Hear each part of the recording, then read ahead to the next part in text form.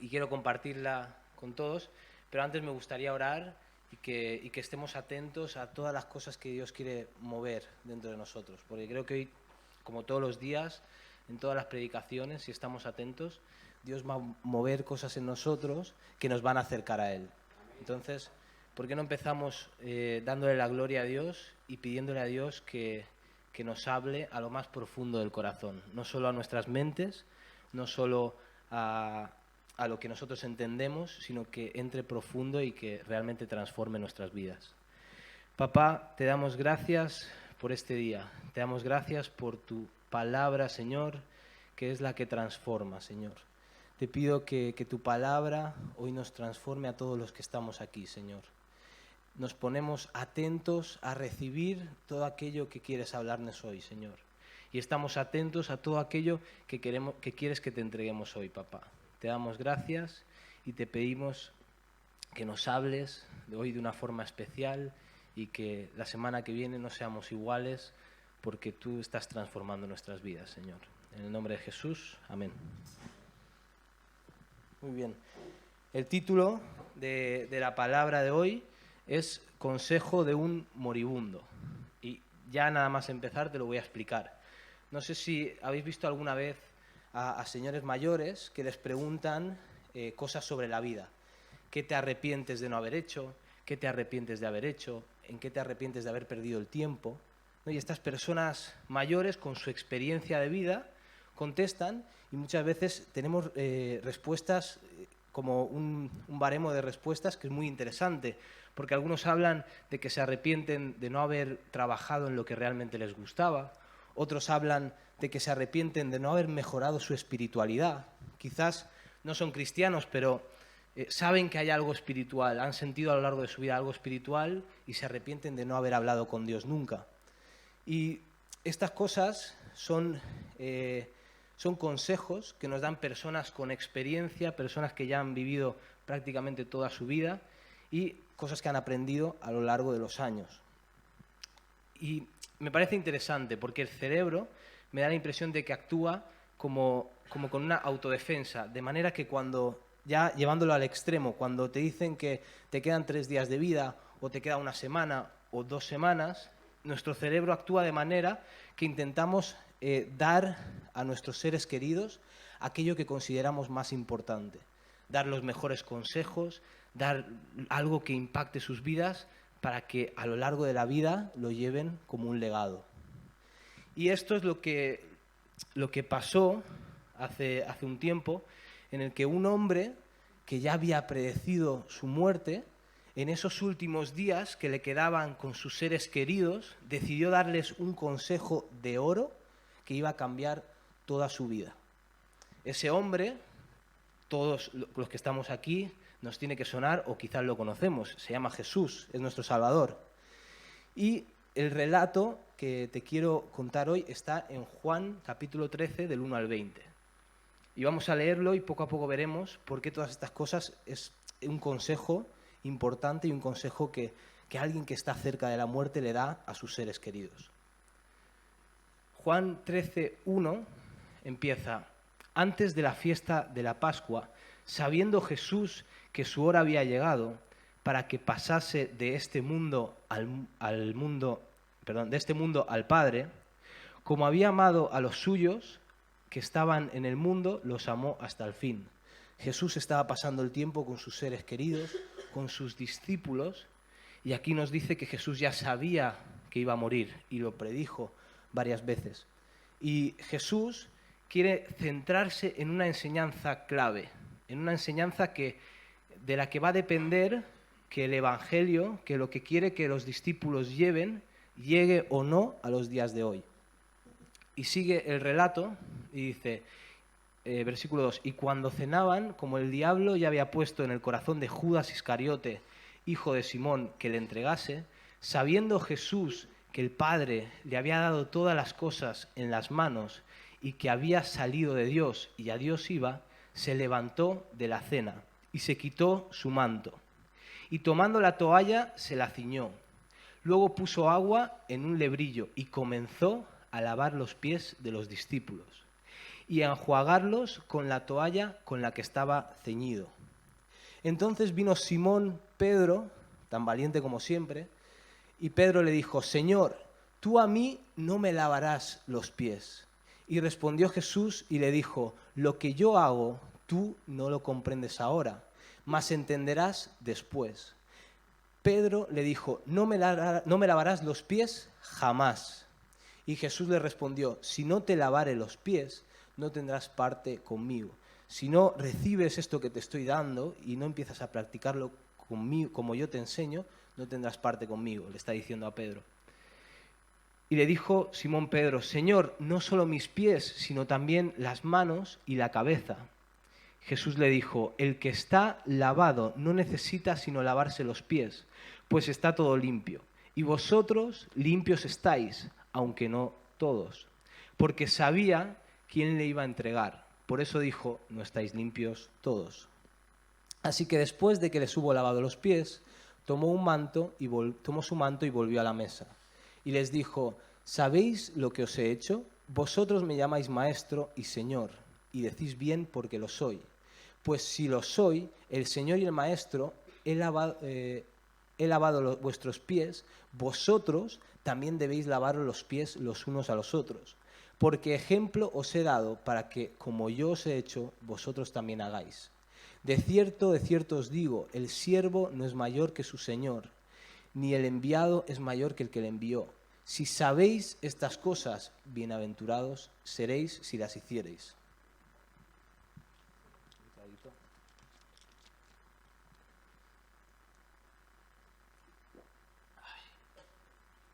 Este consejo que Jesús le da a sus discípulos es un consejo clave.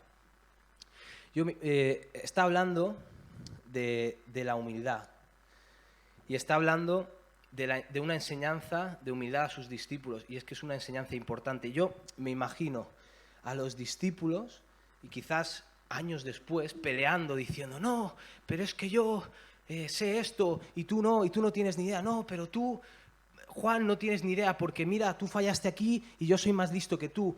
Entonces, quizás se recordarían de este momento y dirían: ostras, ¿te acuerdas lo que Jesús hizo antes de ir a la cruz?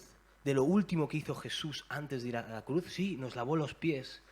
Vale, yo no soy mayor que tú, ni tú eres mayor que yo. Y así quizás acabarían reconciliándose por esta enseñanza que Jesús les había dado.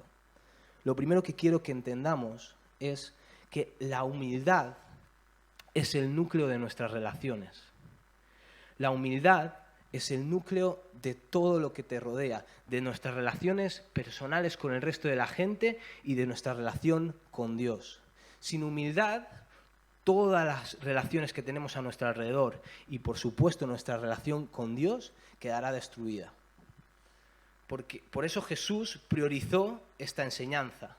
Y por eso Jesús, al ser la enseñanza tan importante, la enseñó en el momento oportuno para que los discípulos la llevaran en el corazón y la llevaran a cabo cada vez que les pasara algún problema entre ellos. Y Jesús, yo he dividido la enseñanza en 3 partes, ¿vale? Hay varias acciones que hace Jesús en el gesto de lavar los pies. Antes de empezar con la número 1, lo primero que hace, antes de la acción número 1, es levantarse de la mesa. Levantarse de la mesa es que para poner en acción la humildad hay que ponernos en acción. Es decir, la humildad no es algo que sale solo al ser humano. Por definición, el ser humano nos creemos las cosas, pero el ser humano cuando tiene algo se crece, y el ser humano por definición, si no se levanta de la mesa y dice: vale, voy a ejercer esto, al final lo más seguro es que será un arrogante.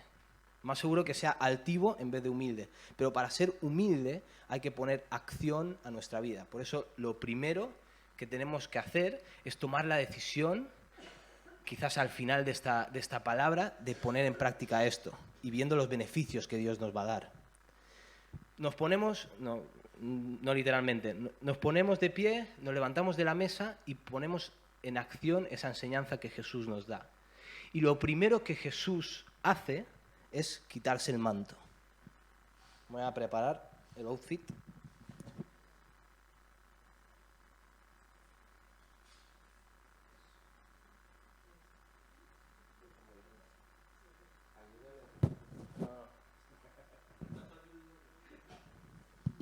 Que se note que no me he visto solo en casa.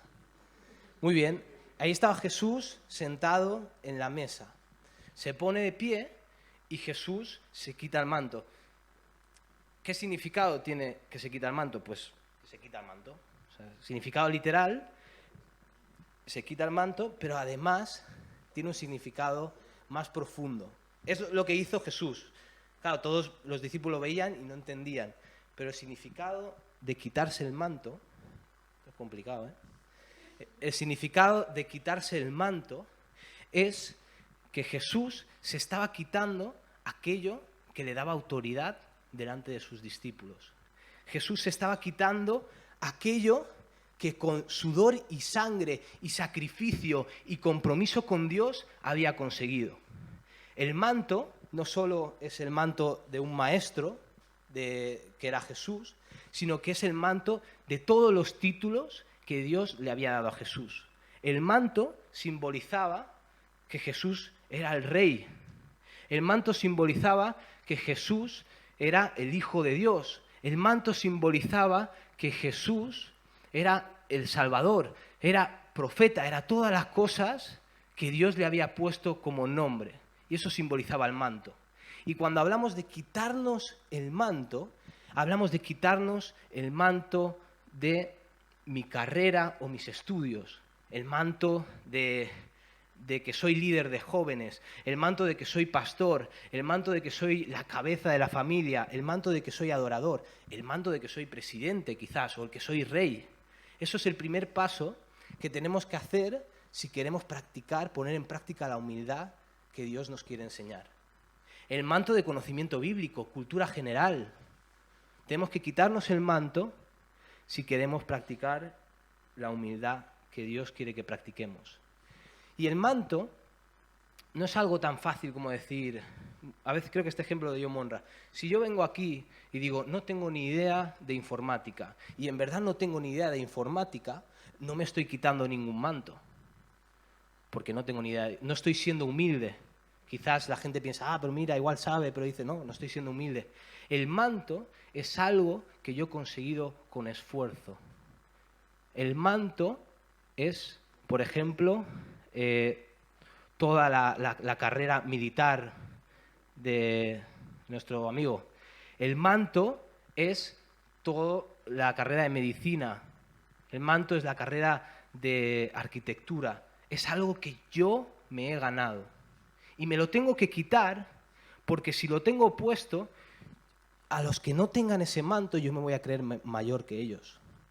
Y tengo que quitarme el manto para empezar a practicar la humildad que Dios quiere que practique. Entonces Jesús se quitó el manto y se quitó todos los títulos.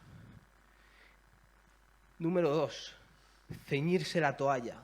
Jesús tomó una toalla y se la ciñó.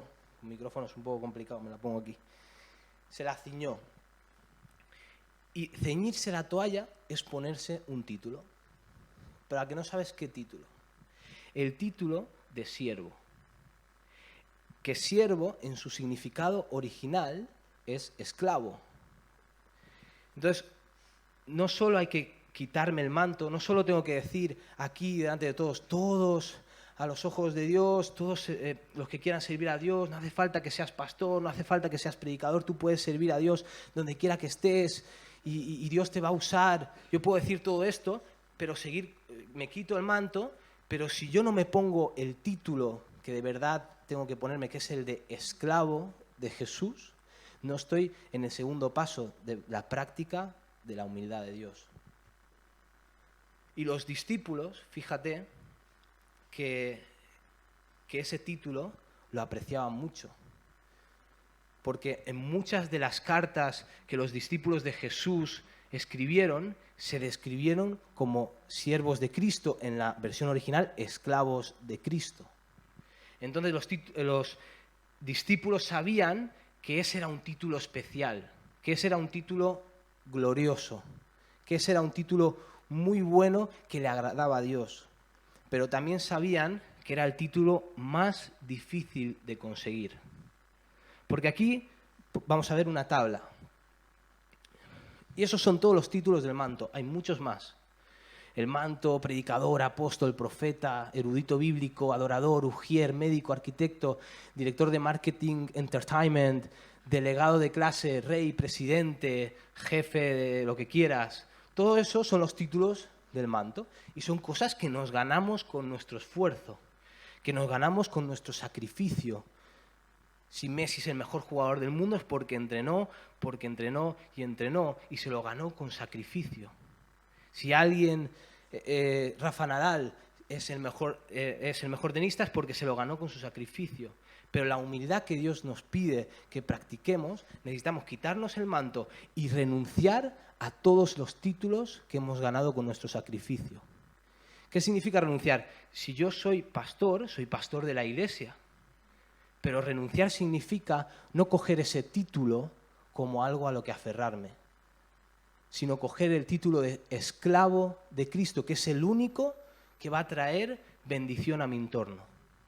Cuando yo lucho por mantener mi título de pastor, de profeta, de predicador, voy a hacer daño a las personas que me rodean. Por eso Jesús nos enseñó que aun siendo igual a Dios, para él no fue algo a lo que aferrarse, sino que se lo quitó, se despojó y se humilló hasta lo sumo. Y esa es la enseñanza que Jesús nos quería dar. Si yo con esta tabla te pregunto, ¿con cuál currículum te quedas? Y ahora no me digas que el de la derecha porque no somos tontos. Todos elegiríamos el de la izquierda. Yo no estoy aquí con Dios. A mí Dios me ha prometido cosas grandes, Dios me ha prometido que voy a servirle, a hablarle a multitudes. Yo no quiero elegir el título de esclavo. Por eso digo que hay que ponerse en acción y es un sacrificio que necesitamos hacer. Sacrificar todos los títulos que Dios nos ha prometido y coger el título que de verdad va a llevarnos a conocer más a Dios, que es el título de esclavo de Cristo. Punto número 3. Jesús se preparó un barriño, un cubo, y lo llenó de agua y se dispuso a lavarle los pies a los demás. Si queremos practicar la humildad de Dios, tenemos que estar dispuestos a lavarle los pies a los demás.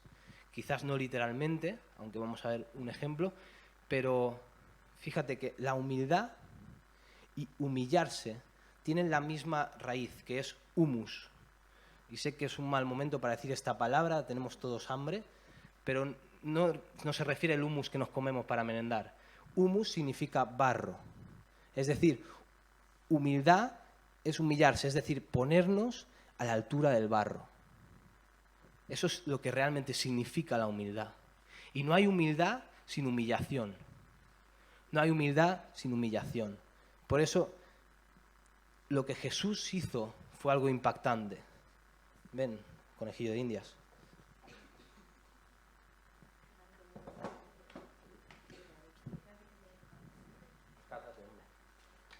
Te ha lavado los pies, ¿no?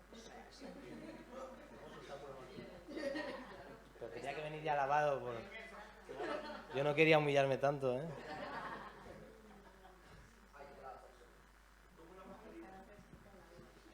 Y el agua también está calentita.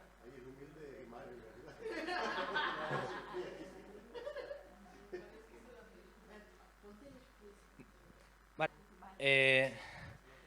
El hecho de lavar los pies... Luego venís todos, sí. Pero os lava el pastor. El hecho de lavar los pies, muchas veces no entendemos cosas porque no entendemos la profundidad del contexto judío.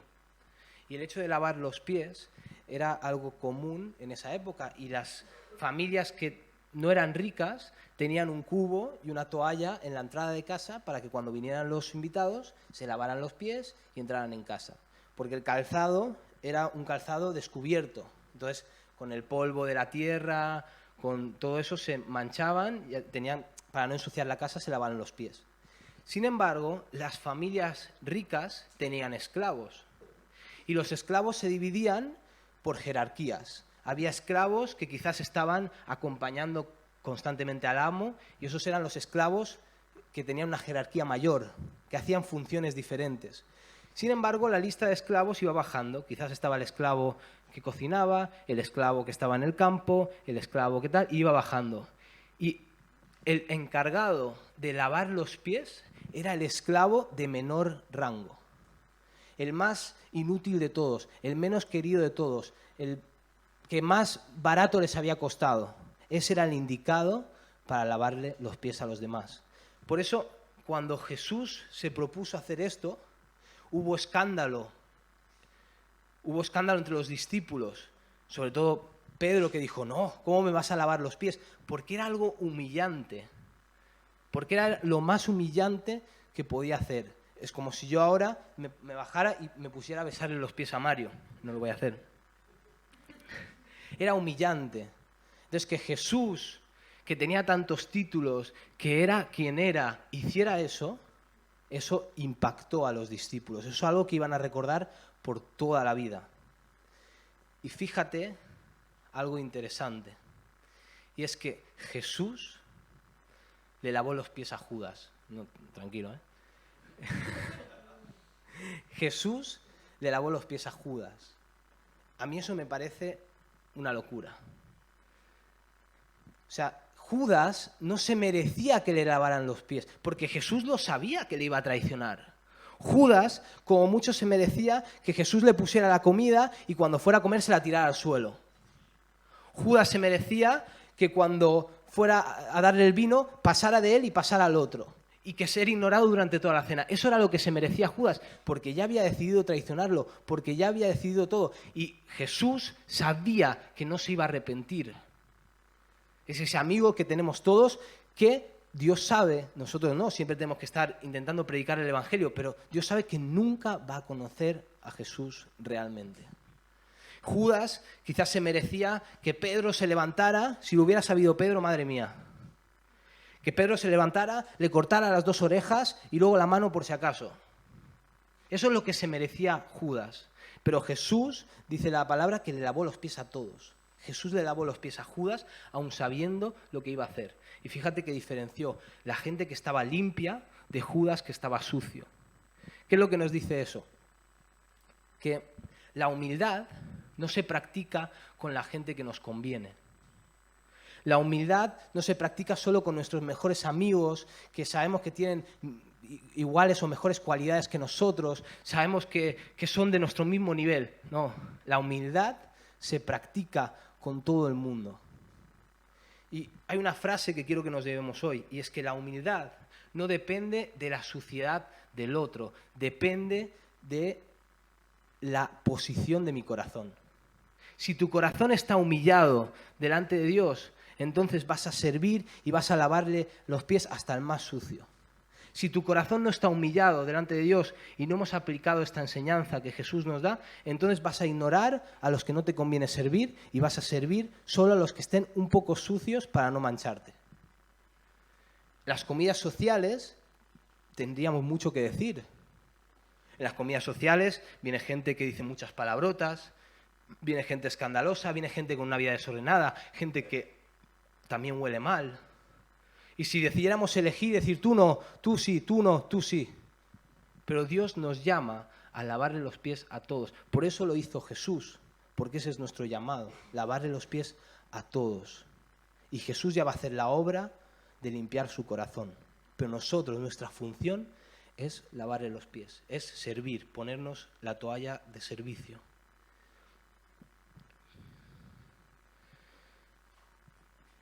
Al lavarle los pies,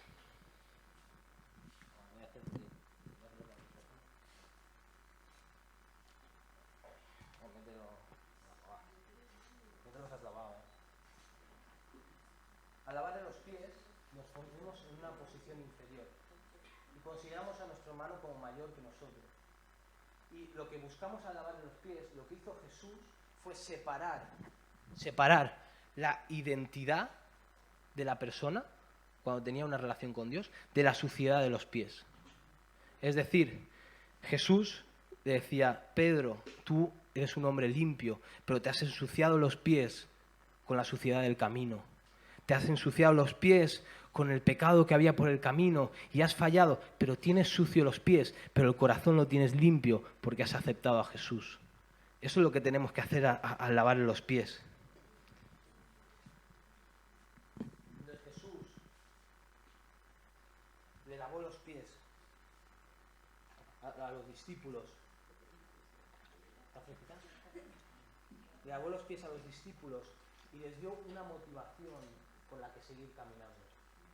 Jesús les sirvió y les dio un ejemplo que tenían que tomar para hacer con la iglesia. Entonces nosotros, quizás no literalmente, pero sí que tenemos que tomar el ejemplo de lavar los pies a nuestros hermanos, a nuestros familiares. Y el ejemplo que te quiero dar es lo que quiero que entendamos. Si quieres, después sacarlo. El servicio completo, por favor.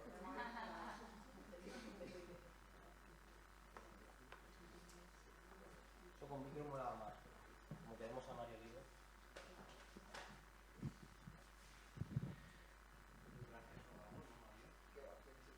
Claro, sí, soy el siervo. Fíjate, quiero darte dos ejemplos. Ya con esto falta poquito para acabar. Un hombre de hogar, un hombre de familia, que llega a casa y llega a casa con su manto. El manto del hombre de familia, el manto del padre del hogar, el manto del que lleva el sustento a la casa. Ponemos el ejemplo de que la mujer cuida la casa mientras el hombre va y trabaja y trae el dinero a casa.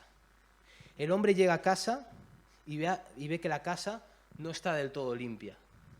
Ve que aún faltan cosas por limpiar. Entonces, ¿qué hace el hombre? Muchas veces, ¿qué hacemos? Con el manto puesto, empezamos a hablar a la identidad de la persona. Es que eres una persona sucia, es que eres una persona desordenada, es que no sirves para nada. Y fíjate que cuando tú haces eso con los niños, eso que te estás llamando, es que tú eres tonto, eso que le estás llamando se queda dentro del corazón, dentro de su alma para el resto de su vida. Y por eso el ejemplo que tenemos que tomar es, en este ejemplo del hombre del hogar, llegar a casa, ver el hogar y decir, yo me quito el manto, me pongo la toalla de servicio. Aquí estaban todas las mujeres aplaudiendo. Me pongo la toalla de servicio y veo que está mal, veo que tiene los pies sucios, pero no le añado eso a su identidad. Le limpio los pies y además con la toalla de servicio digo, vamos a hacerlo juntos, vamos a ser personas más ordenadas, vamos a crecer en esto, vamos a mejorar. Pero no con la toalla de las cosas que tú te has ganado, sino con la toalla del servicio. Y ahora quiero darte un ejemplo mío, de mi vida personal. La verdad es que...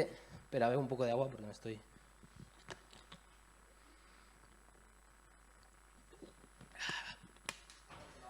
No sabía cómo contar esto y yo quería contar a la iglesia algo que me hacía ilusión, y es que nos hemos comprado un coche nuevo.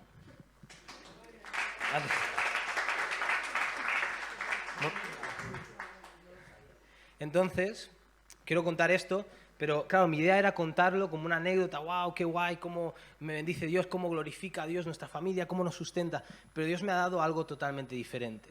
Y es que quiero contarte el proceso de cómo conseguimos el coche nuevo. Cuando el coche empezó a fallar y empezó a dar problemas y empezamos a invertir demasiado dinero en él, tomamos la decisión de hacer un cambio. Y dijimos, algo tiene que cambiar aquí. Entonces yo miré páginas, me informé y miré, y yo en mi cabeza, en mi medio hemisferio, solo me cabía el renting. Y digo, wow, es que es la mejor opción, es que el renting pagas esto y tal, wow, es que se adaptan lo que necesitamos y ya está, y es lo mejor, renting. Casi que ibas conmigo y me encontrabas en la iglesia, hola Raúl, ¿cómo estás? Renting. No tenía otra cosa en la cabeza. No había forma de sacarme de ahí. Yo había tomado la decisión, yo quería esa opción y yo quería que eso fuera lo que hiciéramos. Entonces, una de estas noches que nos quedamos Rocío y yo hablando antes de dormir, ella me dijo, igual hay otras opciones. Y yo, renting. Y para mí no había otras opciones. Entonces, todos estos pasos que te acabo de dar, te puedo decir que me los salté todos. Porque yo le dije, no, pero es que yo he mirado mucho, pero es que yo he buscado mucho, pero es que yo he hecho mucho, pero es que yo, y no me quitaba el manto. Yo. Y de alguna forma, no me acuerdo, no sé si se lo dije, pero le hice entender lo siguiente, le hice saber que es inútil. Le dice saber que ella, como es mujer, como no es la que trae el sustento económico, como no es la que trabaja de momento, es inútil. Como las mujeres no saben de coches y no saben conducir, es inútil. Eso tengo que decidirlo yo como hombre. Eso es lo que le hice entender. Y eso son una de esas noches calentitas que sabes que lo más seguro que te toque el sofá, porque ella no se va a mover. La cuestión es que me fui a despejarme y me aparté y dije, bueno, voy a hacer lo siguiente. No fui humilde con la decisión, pero dije, vamos a ir mañana a ver lo que ella quiere. Pero yo tengo estas condiciones, y si estas condiciones no se cumplen, que seguramente no se van a cumplir, se acabó, hacemos lo que yo quiero. Y fui, hablamos, tal, vale, mañana vamos, bien. Al día siguiente vamos al concesionario y empieza a hablar el comercial con nosotros. Y nos empieza nos dice el precio del coche, y digo, ¡buah, ya está! Cuando nos dice eso, digo, ya está, o sea, el renting es mejor opción, renting. Y de repente, todo lo que habíamos hablado en esa noche, condición por condición, nos la relataba con los mismos números, con el mismo precio y con lo mismo. Toda y cada una de las condiciones que yo había puesto, que eran imposibles, que no se iban a cumplir y que sabía que no era lo que Dios quería, todas empezaron a cumplir. Y ahora yo, cuando veo el coche fuera, aparcado, para mí es una humillación. Para mí es humillante que yo calculara las cosas, que yo preparara todo, que yo dijera que tengo la razón, que yo dijera que esto es así. Y sabes que hay un secreto en la Biblia que es muy impactante, y es que Proverbios 29-23 dice, el altivo será humillado, pero el de espíritu humilde será enaltecido. Solo hay dos opciones en la vida. O te humillas o Dios te humilla. No hay más opciones. Y quiero acabar esta palabra. Quiero acabar esta palabra con lo siguiente. La altivez hace muchas cosas malas. Te lo quiero poner hacer como un resumen de la predicación. La humildad sana. El humillarte, que a día de hoy es algo que no se tiene que hacer, que tienes que tener los pantalones puestos y tienes que poner autoridad en casa y tienes que hacer que tu mujer obedezca, el humillarte sana matrimonios. El humillarte sana amistades. Hoy en día, Mario y yo somos amigos y tenemos cosas que nos diferencian, pero si yo digo, no, es así, y nadie se humilla, al final nuestra relación va a acabar rota. El humillarte sana iglesias. ¿Cuántas cosas tenemos que no tenemos cosas en común? Y si nadie se humilla, si nadie pone en práctica la humildad que Jesús nos enseñó, al final acabaremos con una iglesia destrozada. La humildad sana, la altivez destruye. La humildad te da discípulos fieles. La altivez los ahuyenta. Si quieres hacer discípulos como el Señor nos ha mandado y no eres humilde, al final los discípulos van a ver que eres un creído, que te lo crees todo, y cuando te vean humillado por Dios, se van a apartar de ti, porque no tenías ni idea de lo que estabas diciendo. La humildad te hace recibir buenos consejos. La altivez te hace rechazarlos todos. Yo te puedo asegurar que ha habido consejos que no me apetecía que me dieran. Y no cualquier consejo, consejos de personas con autoridad, consejos de personas con autoridad espiritual. Quizás el pastor viene y te dice, esto está mal. Y si tú recibes el consejo con altivez, le dirás, vale, lo que tú digas, pero en tu casa vas a hacer lo que te da la gana. Pero si recibes el consejo con humildad, quizás digas, bueno, igual tiene razón, lo voy a meditar, lo voy a consultar con Dios, a ver qué es lo que me dice el Señor. Y el Señor te va a revelar que quizás ese consejo era para transformar tu vida.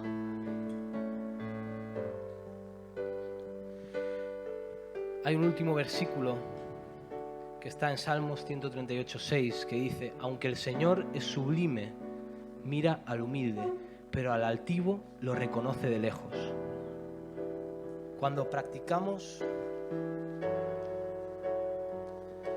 Hoy es día de ejemplos, que hacía tiempo.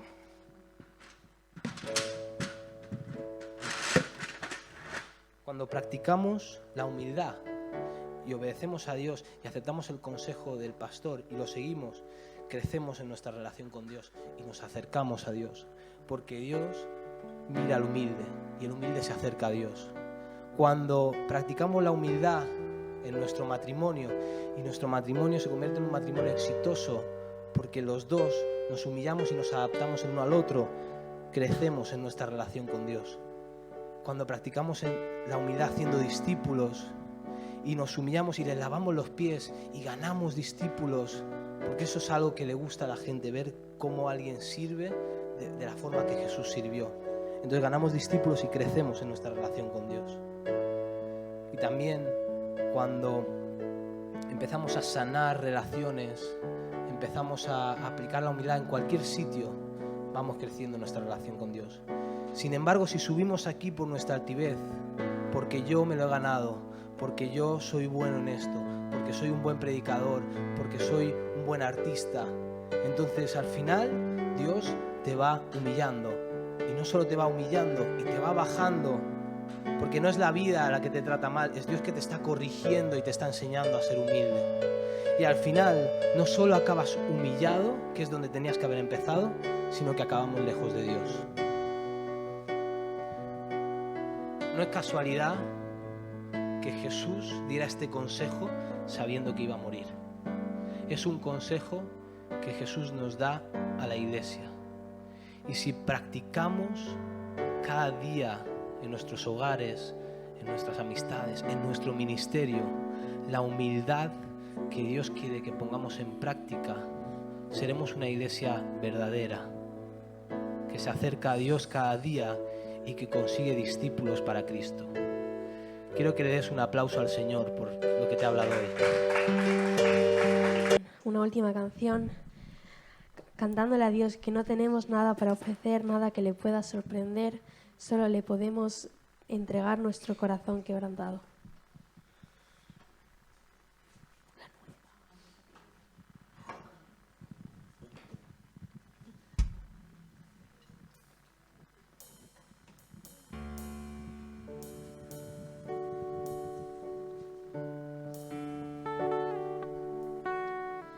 Tengo nada para ofrecer,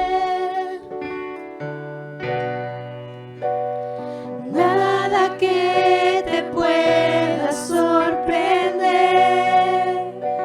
solo corazón quebrantado una y otra vez. No hay nada que me enamore más, nada que me apasione más, solo tu presencia, solo tu mirada me hace suspirar. Me inclino ante ti, Rey que perdona multitud